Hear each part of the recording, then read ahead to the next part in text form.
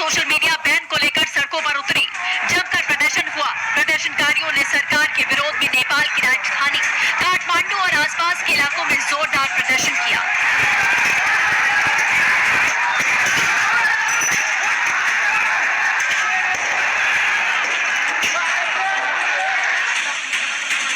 दोपहर 12 से 2 के बीच प्रदर्शनकारियों ने संसद भवन की दीवार कूदकर अंदर घुस गए। सुरक्षा में खड़ी पुलिस ने शुरू में रबड़ की गोलियां और आंसू गैस के गोले फेंके। प्रदर्शनकारियों ने एम्बुलेंस में आग लगा दी और हालात बेकाबू हो गए।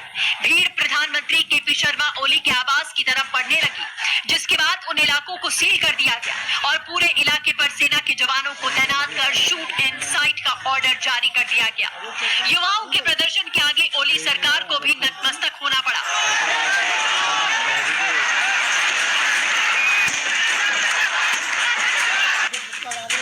आधी रात में अपार बैठक, सरकार ने प्रतिबंधों को हटाया, लोगों से वापस लौटने की अपील की। लोगों ने अब भ्रष्टाचार का मुद्दा बनाया। Kickstart your investments with zero brokerage.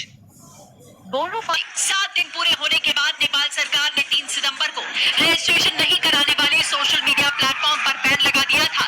इनमें व्हाट्सएप, फेसबुक, यूट्यूब जैसे बड़े प्लेटफॉर्म शामिल थे।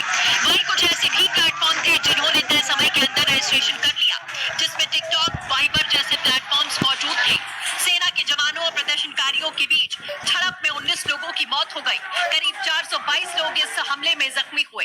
वहीं इस पूरे मामले पर यूएन मानवाधिकार ऑफिस ने भी इस हिंसा पर दुख जाहिर किया। मामले की निष्पक्ष जांच की मांग की। उन्होंने सभी पक्षों से अधिकतम संयम बरतने, घायलों को सबसे पहले चिकित्सीय सेवाएं उपलब्ध कराने की मांग की, साथ ही लोकतांत्रिक अधिकारों की रक्षा करने की अपील की है।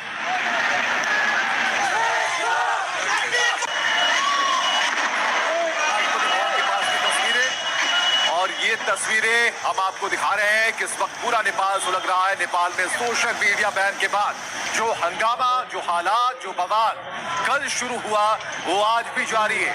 तस्वीरें सामने है राष्ट्रपति भवन में कैसे आगजनी की गई, कैसे प्रदर्शनकारी उग्र हो गए, कैसे काठमांडू हिंसा की चपेट में है। ये तस्वीरें बता रही हैं कि अभी भी युवाओं के कदम वापस नहीं लौट रहे। उनकी मांगे मान ली गई, एक के बाद एक कई बड़े इस्तीफे हुए, बावजूद इसके हंगामा जारी है, प्रदर्शन जारी है, अगलगी जारी है। और अब नेपाल की सेना ने अपील की है कि सरकारी संपत्तियों को युवा निशाना ना बनाए, क्योंकि ये पूरा नेपाल आपका है और ऐसे में इस अपील का कब तक असर होगा ये देखना जरूरी होगा। लेकिन जो मामलों के जो जानकार हैं उनका साफ तौर पर कहना है कि अब सेना ही कुछ कर सकती है। सवाल यही है कि नेपाल में आपातकाल या तख्ता पलट, सवालों का निशान अभी भी खड़ा है। 2 तस्वीरें हम आपको दिखा रहे हैं, भारी तोड़फोड़, राजशाही झंडा युवाओं के हाथ में है। दूसरी तरफ जो विरोध के बाद जो आग लगाई गई, विरोध की आग थी, वो साफ तौर पर यहाँ दिखती है। राष्ट्रपति भवन के दरवाजे पर जो आग की लपटें उठ रही हैं वो ये बता रही है कि जो हिंसा है वो कितनी ज्यादा भड़की। पुलिस का जो वाहन है उसे आग के हवाले किया गया, वित्त मंत्री को दौड़ाकर पीटा गया। वो तस्वीरें देखिए किस तरीके से वित्त मंत्री दौड़ते आ रहे हैं, तभी एक युवक उनके पेट पर हमला करता है और उसे किसी तरीके से बचाकर वहां से ले जाया जाता है। और एक और बड़ी खबर, राष्ट्रीय प्रजातंत्र पार्टी के अध्यक्ष रिहा करा लिए गए हैं। रवि लामिछेनाराई नकू जेल से रिहा कराए गए हैं। सरकारी धोखाधड़ी केस में जेल में बंद थे। तो बड़ी खबर इस वक्त की हम आपको बता रहे हैं और ये खबर ये बता रही है कि अब एक नाम जो कि राष्ट्रीय प्रजातंत्र पार्टी के अध्यक्ष के तौर पर सामने आ रहा है, जिन्हें रिहा कराया गया है, नाम है रवि लामिछेनाराई नकू, जिन्हें जेल से रिहा कराया गया। सरकारी धोखाधड़ी केस में उन्हें जेल में बंद किया गया था। लेकिन ये जो तस्वीरें हैं, एक्सक्लूसिव तस्वीरें हम आपको नेपाल की सड़कों की दिखा रहे हैं और काठमांडू हिंसा की लाइव तस्वीरें इस वक्त आप देख पा रहे हैं। अभी भी जो प्रदर्शनकारी हैं वो डटे हुए हैं और किस तरीके से उनके हाथों में जो हथियार भी आप देख सकते हैं। तो पूरे नेपाल की सड़कों पर ऐसा प्रदर्शन आज से पहले कभी नहीं देखा गया। और इस वक्त एक बड़ी खबर, राष्ट्रीय प्रजातंत्र पार्टी के अध्यक्ष को रिहा करा लिया गया। और दूसरी तरफ तस्वीरें हैं कि हर सड़क, हर गली और हर सरकारी आवास को निशाना बनाया गया है। जो सरकारी जो भवन थे उन्हें निशाना बनाया, जो वहां पर संसद भवन था उसे निशाना बनाया गया, राष्ट्रपति भवन को निशाना बनाया, प्रधानमंत्री आवास को निशाना बनाया, यहाँ तक कि उनके निजी आवास को भी निशाना बनाया गया। नेपाल के पूर्व प्रधानमंत्री के ऊपर अटैक हुआ, उनके सिर पर गहरी चोट आई है, उन्हें बचाकर वहां से ले जाया गया। आपने तस्वीरों में देखा कि किस तरीके से जो वित्त मंत्री हैं वहां के उन्हें उन पर अटैक किया गया है। और ये देखिए जो विरोध हो रहा है उसमें कुछ लोगों के पास हथियार नजर आ रहे हैं, यानी कि ये प्रदर्शन और भी हिंसक होता जा रहा है। जो मुख्य चौक चौराहे हैं वहां पर भी देखिए ये जो नली आपको दिखाई दे रही है ये बंदूक है, इनके हाथ में हथियार हैं और इससे भी फायरिंग हो रही है, यानी कि काठमांडू हिंसा की जो तस्वीरें हैं वो अभी थमती हुई नजर नहीं आ रही। और नेपाल में पूर्व राष्ट्रपति के घर अगजनी की खबर है, पूर्व राष्ट्रपति के घर को भी आग लगा दी गई है। विद्या देवी भंडारी के घर पर आग लगाने की खबर है, तस्वीरें सामने, प्रदर्शनकारियों ने आगलगी की है और ये पूर्व राष्ट्रपति थे जिनके घर को भी नहीं छोड़ा गया आग की चपेट में, उनका घर। और ये तस्वीरें राष्ट्रपति भवन के गेट की तस्वीरें हैं।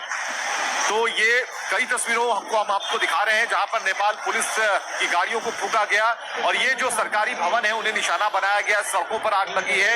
यहां तक कि सरकारी भवनों के अंदर प्रवेश कर इन्होंने आगजनी की। युवा जो है नेपाल में पहले सरकार के बर्खास्तगी की मांग कर रहे थे, सरकार ने जब इस्तीफा दिया, प्रधानमंत्री ने इस्तीफा दिया, फिर उन्हें दौड़ाकर उन्हें तो किसी तरह से होली को सुरक्षित जगह पर ले जाया गया, लेकिन बाकी जो मंत्रालय के मंत्री हैं अपनी जान बचाने के लिए इधर उधर भागते हुए नजर आ रहे हैं। और ऐसे में इस वक्त जो घटना सामने दिख रही है, जिस तरह से प्रधानमंत्री और तमाम मंत्रियों के घर में आग लगाई गई, अब ये रोड़ेबाजी हो रही है। देखिए ये सरकारी भवन है, उसके ऊपर लगातार प्रदर्शन करने वाले जो युवा हैं वो रोड़ेबाजी कर रहे हैं और आप देख सकते हैं कि ये जो इनके हाथ में दिख रहा है ये कहीं ना कहीं बैरिकेड हुआ करता होगा, लेकिन इसे भी उखाड़ कर दूसरी जगह पर ले जा रहे हैं। और जो चौराहे थे जहां पर ट्रैफिक को कंट्रोल करने के लिए ट्रैफिक पुलिस खड़ी होती थी उस पिकेट को भी, यानी कि इस पोस्ट को भी जलाया गया है, उसमें आग लगा दी गई है। तो हमला लगातार जारी है और सरकारी भवनों के अलावा जो सड़कों पर जो बिजली के पोल हैं उन्हें भी निशाना बनाया गया, हाथों में हथियार है। और किस तरीके से ये प्रदर्शन और भी उग्र हो रहा है, क्योंकि जब हथियारों का प्रदर्शन शुरू हो गया, जब इससे गोलियां चलनी शुरू हो जाएंगी, तब सवाल ये उठता है कि अब सेना को आना होगा, क्योंकि सेना एक अहम भूमिका यहाँ पर निभा सकती है। हाथों में राजशाही झंडा लेकर ये प्रदर्शनकारी सड़कों पर उतरे हुए हैं। और ऐसे में और एक बहुत बड़ी खबर, पूर्व पीएम की पत्नी को जिंदा जला दिया गया है। एक बड़ी खबर, अगर घर बैठे पार्टनर कमाना चाहते हो, वो भी डॉलर में, तो सीखो ऐप पे चले जाओ। आप रील देखने में दिखते 4-5 घंटे तो वेस्ट कर रही हो। बड़ी खबर हम आपको बता रहे हैं, नेपाल में पूर्व पीएम की पत्नी को जिंदा जलाए जाने की खबर है। प्रदर्शनकारियों ने जिंदा जलाया है। कुछ देर पहले ही हमने आपको खबर दिखाई थी कि पूर्व पीएम के ऊपर हमला हुआ, उनके सिर से खून बह रहा था, लेकिन इस वक्त एक बड़ी खबर है, पूर्व पीएम की पत्नी को जिंदा जला दिया गया है। यानी कि जो युवाओं का गुस्सा है वो अब कुछ ज्यादा ही आवेश में है। वो सरकारी संपत्तियों को निशाना बना रहे थे, लेकिन इस वक्त जो सबसे अहम और आज की जो सबसे बड़ी खबर है नेपाल के दृष्टिकोण से, नेपाल में पूर्व पीएम की पत्नी को जिंदा जला दिया गया और प्रदर्शनकारी रुकने को तैयार नहीं है। ये तस्वीरें हम आपको दिखा रहे हैं जहां गाड़ियों को जलाया जा रहा है, सड़कों पर प्रदर्शन कर रहे लोग लगातार गाड़ियों को निशाना बना रहे हैं और हालात अब बिगड़ते जा रहे हैं। हर सेकंड एक नई तस्वीर आ रही है और उन तस्वीरों में सिर्फ आग ही आग है और लोगों का विद्रोह है। लोग मानने को तैयार नहीं है, वो अपना सिस्टम चाहते हैं, लेकिन इस सिस्टम को व्यापक तौर पर एस्टैब्लिश करने के लिए ये जो रुख है, ये जो तरीका है, ये जो नजरिया है, वो कहीं से भी सही नहीं है। लेकिन बावजूद इसके जब तक नेपाली सेना सड़कों पर नहीं आ जाती इन्हें रोकने के लिए, तब तक ये प्रदर्शन और हिंसक होता रहेगा। और प्रदर्शनकारियों ने कैसे पूर्व पीएम की पत्नी को जिंदा